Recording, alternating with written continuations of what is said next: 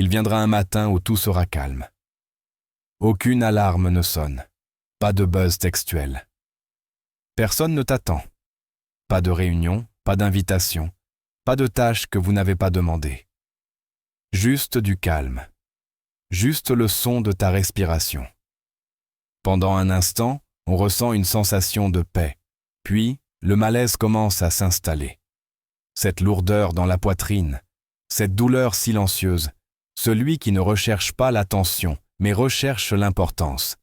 Ce n'est pas que tu veux de la compagnie. Vous voulez une preuve. Une preuve que vous comptez, que vous êtes vu, que vous existez dans l'orbite de quelqu'un d'autre. Et lorsque cette preuve est absente, lorsque personne ne tend la main, personne ne prend de nouvelles. La plupart des hommes paniquent. Ils prennent leur téléphone. Ils envoient des SMS à des gens qui ne les intéressent non pas vraiment ou qui ne les intéressent d'un mois plus. Ils défilent sans fin, espérant trouver quelque chose qui les distrait de ce qu'ils ressentent vraiment. Le vide. Mais voici une vérité que la plupart des hommes n'entendent jamais. Ce silence, ce n'est pas une punition, c'est une invitation. Une invitation à cesser de tendre la main vers l'extérieur et à commencer à descendre vers l'intérieur. Arrêtez de fuir et commencez à faire face. Arrêtez de prouver et commencez à devenir. Il ne s'agit pas seulement de solitude. Il s'agit de récupérer son identité, sa clarté, son objectif et sa force intérieure. Premier, la peur du silence. Ce n'est pas la solitude que les hommes craignent, c'est le calme. Parce que le silence donne naissance à la vérité. Ce n'est pas la vérité organisée que vous montrez aux autres, mais la vraie vérité. La réalité brute et non filtrée de votre propre esprit. Dans le silence, les distractions s'estompent. Il n'y a pas de rire dans lequel se cacher. Pas de petit ami pour valider votre valeur.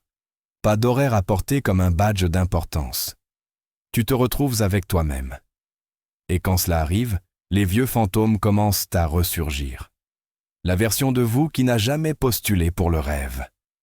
L'homme qui a fait des compromis, des arrangements, des reports. Celui qui a dit « je changerai un jour », mais qui ne l'a pas fait. Ses souvenirs ne crient pas. Ils chuchotent. Et ils posent des questions comme « qu'est-il arrivé à votre incendie ? Pourquoi as-tu abandonné toi-même ? Pourquoi joues-tu au lieu de vivre ?» La plupart des hommes fuient ces questions parce qu'ils ne connaissent pas les réponses. On ne leur a jamais appris à accepter leur douleur, mais seulement à la fuir. Alors ils s'engourdissent avec les écrans, avec les femmes, avec le bruit, avec l'agitation. Ils créent du mouvement juste pour éviter la confrontation avec eux-mêmes. Mais les courageux, les rares, choisissent différemment. Ils choisissent de rester. S'asseoir dans l'inconfort, respirer à travers la tension, laisser passer la tempête sans avoir besoin d'y échapper. Et c'est là que quelque chose de rare se produit. Un changement. Les voix qui disent « tu n'es pas assez » commencent à perdre de leur puissance. Ils ne sont pas partis, mais ce ne sont plus des commandes. Ils deviennent des échos, des bruits que vous pouvez entendre, mais auxquels vous ne pouvez pas obéir. Et à partir de cet endroit, un nouveau sentiment de pouvoir commence à s'éveiller. La puissance d'un homme qui s'est affronté et n'a pas bronché. Un homme qui est resté dans le feu et qui a été reforgé par lui. Deuxième détox, à l'approbation. L'addiction invisible. La plupart des hommes sont accros à quelque chose de plus dangereux que n'importe quelle drogue. La validation. C'est si subtil qu'on ne le remarque même pas. Cela se cache dans notre façon de consulter notre téléphone dès le réveil. Dans notre façon de façonner nos opinions en fonction de la pièce. Dans notre façon de rire aux blagues qui ne sont pas drôles, juste pour éviter le rejet. Dans notre façon de dire oui alors que nous crions non intérieurement. Cette addiction ne vous détruit pas instantanément, elle vous ronge lentement, comme l'eau sur la roche, un compromis à la fois, une performance à la fois. Jusqu'au jour où vous ne reconnaissez plus l'homme dans le miroir. non pas parce qu'il a changé, mais parce qu'il n'a jamais existé. Il a été façonné par les applaudissements, pas par la vérité. Cette quête de validation vous bloque. Elle vous empêche de relever vos standards, car les standards effraient les gens. Elle vous oblige à expliquer vos décisions à des gens qui n'ont jamais eu le droit de les remettre en question. Elle vous pousse à courir après l'attention au lieu de construire du contenu. Et finalement, ça vous épuise. Non pas à force d'agir, mais à force d'agir. La détox est brutale. Quand vous cessez de courir après l'approbation, vous ressentez un repli sur vous-même. Les gens s'éloignent. Certains vous traiteront de distant, d'égoïste, d'arrogant. C'est l'épreuve de la vérité. Mais si vous persévérez, quelque chose de plus fort que la popularité commence à se développer. L'intégrité. Vous commencez à parler non pas pour impressionner, mais pour vous exprimer. Vous cessez d'envoyer des SMS pour rester pertinent et commencez à n'en envoyer que lorsque vous avez quelque chose de significatif à dire. Vous laissez tomber les fausses amitiés. Vous dites non sans culpabilité. Vous commencez à entrer dans les pièces sans espérer être accepté, mais avec une présence qui attire les regards sans demander l'attention. C'est le paradoxe. Dès que vous n'avez plus besoin d'approbation, les gens commencent à vous respecter, non pas pour votre charme, pour votre harmonie. Troisième, la clarté par la solitude. La solitude n'est pas la solitude, c'est la forge de la clarté. C'est là que tout le bruit, le message constant sur qui vous devriez être, ce que vous devriez vouloir, comment vous devriez agir, s'apaise enfin. C'est là que votre esprit, libéré de la pression, commence à vous révéler ce qui était là depuis toujours, votre véritable moi. Lorsque vous vous déconnectez des distractions, vous réalisez combien votre vie n'a pas été vécue, mais plutôt accomplie. Les objectifs que vous poursuiviez étaient l'idée que quelqu'un d'autre se faisait du succès. Votre façon de vous habiller, de sortir avec quelqu'un, de travailler, de vous démener.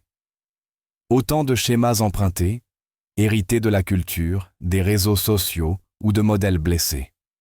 Et dans cet espace, vous pouvez enfin vous demander « Qu'est-ce que je veux vraiment ? Qu'est-ce qui me semble juste et pas seulement impressionnant pour les autres ? Quelle version de moi-même ai-je trahi pour m'intégrer ? » Vous commencez à vous recentrer. Vous sentez votre énergie revenir. Vous dites non sans culpabilité. Vous laissez tomber les amitiés qui vous semblent à sens unique. Vous faites le vide dans votre âme. Et peu à peu, votre vie devient le reflet de vos valeurs, et non de vos peurs. Vous créez de l'espace non pas parce que vous évitez les liens, mais parce que vous choisissez des liens profonds. Vous cessez de vous expliquer, non pas parce que vous êtes au-dessus de tout, mais parce que vous avez enfin confiance que les bonnes personnes n'auront pas besoin d'explications. Vous commencez à vous sentir ancré, enraciné, solide, non pas parce que vous contrôlez tout, mais parce que vous vous contrôlez vous-même. Et lorsque vous reprenez votre chemin, vous marchez différemment. Vous ne courez plus après, vous n'êtes plus performant. Vous dirigez. De l'intérieur, l'homme qui marche seul. L'homme qui marche seul n'est pas isolé, il est raffiné. Il n'est pas seul, il se reconnecte. Il n'est pas en colère, il s'aligne. Il n'agit pas comme quelqu'un qui supplie d'être choisi. Il agit comme quelqu'un qui s'est déjà choisi. Et ce genre d'homme, le monde ne peut l'ignorer. Parce qu'il n'exige pas l'attention, il impose la présence. Ses paroles sont rares, mais lourdes de sens. Sa paix intérieure n'est pas à vendre. Il construit, il peaufine, il dirige, non pas par besoin d'admiration, mais parce qu'il sait qui il est quand personne ne le regarde. C'est rare.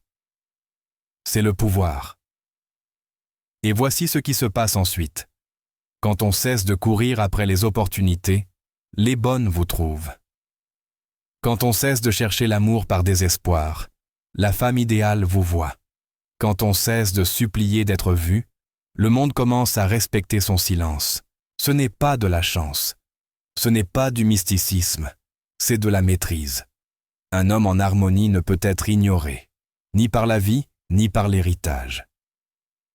L'invitation. Si vous avez lu jusqu'ici, vous savez qu'il ne s'agit pas seulement de contenu, c'est un miroir, une prise de conscience, un appel. Alors maintenant, demandez-vous, quelle est la distraction? Une boucle d'approbation, une connexion superficielle, une performance, que vous êtes prêt à abandonner aujourd'hui. Dites-le à voix haute, écrivez-le, brûlez-le si besoin.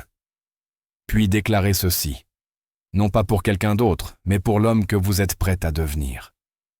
Je choisis la solitude pour forger ma force.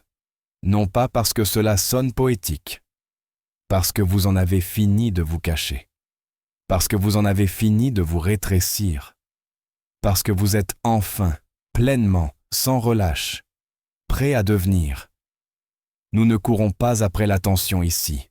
Nous créons des hommes qui dirigent de l'intérieur.